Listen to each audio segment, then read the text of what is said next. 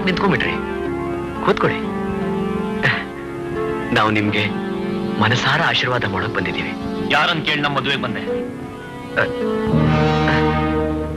ನಾನ್ ಯಾರನ್ನ ಕೇಳ್ಬೇಕಪ್ಪ? ನನ್ನ ಮಗಳ ಮದುವೆಗೆ ನಾ ಬಂದೆ. ನಾನ್ ಪ್ರಿಯಾಗ್ ಹಾಕಿದ ಮೊದಲನೇ ಕಂಡೀಷನ್ನೇ ನಿನ್ ತಂದೆ ಸಂಬಂಧ ಮುರ್ಕೊಂಡಿಲ್ಲಿ ಬರ್ಬೇಕು ಅಂತ. ತುಂಬಾ ಸಂತೋಷ.